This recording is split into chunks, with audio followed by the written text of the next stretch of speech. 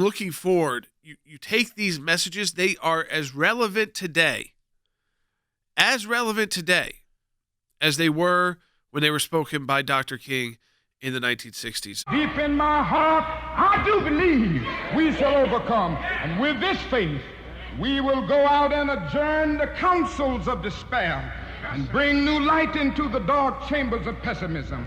And we will be able to rise from the fatigue of despair to the buoyancy of hope. And this will be a great America. We will be the participants in making it so.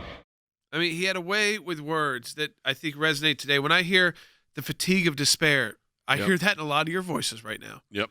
I mean, we're about to have the inauguration of Joe Biden. There was so much controversy surrounding that election that led to just those horrendous events on January 6th at our nation's capital. I mean, you can feel despair. You can feel like, you know what? We're not really turning a corner into 2021. Things are just kind of seems maybe worse. We hear about new strands of COVID. Is it worse?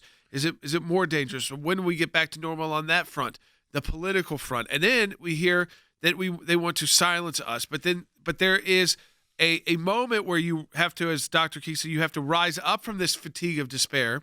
Right. And that's what we're preparing at the ACLJ as we speak right now for all of you to go into the hope, to say, you know what, we're gonna be participants in making it better, right, and the country and shaping the country in our vision. And that's what you have to do. You have to pick yourself up. You have to say this was bad. You understand the fatigue. I understand the fatigue. We went through many days of no sleep at all, fighting our hardest to try to get to facts and what was right, what was wrong, what were just theories, and we're still at a point which seems like the country's right on the edge. Now, those protests didn't amount to much over the weekend. That's good. Yes. D.C., it was never going to have a huge inaugural anyway, so people are saying, well, look at the military presence. But the truth is, it's going to be very small anyways because of COVID. So I don't think you have to take that into too much. It's like that looks like martial law. You got to get past fatigue. I mean, here's the thing: you can't, if you wallow. Dr. King was right. If you wallow in despair and if you stay in fatigue, guess what you're going to get done? Nothing. That's why our theme for 2021 is ACLJ now more than ever, because you have to be ready to engage and you cannot lose hope. Now we've got to be wise as serpents here, and that is with this thing with big tech, and we're on big tech, and we've had a good relation with them. And I hope we continue to have a good relationship with them.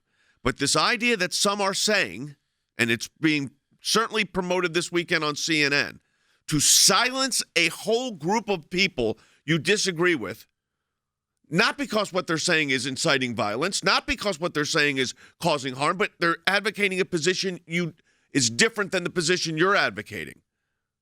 And all of a sudden you label that dangerous. The danger in that is you are silencing people because of how they view the world or how they view life, and that is a dangerous precipice to be getting ready to fall off of, because where does it stop? It does not stop with the conservative network. It goes right down to what you're listening to or watching right now. That's why, Andy, we've got to realize it is still viewpoint discrimination, even though it's not a state actor. So it's not actionable in court, but it's actionable in the court of public opinion.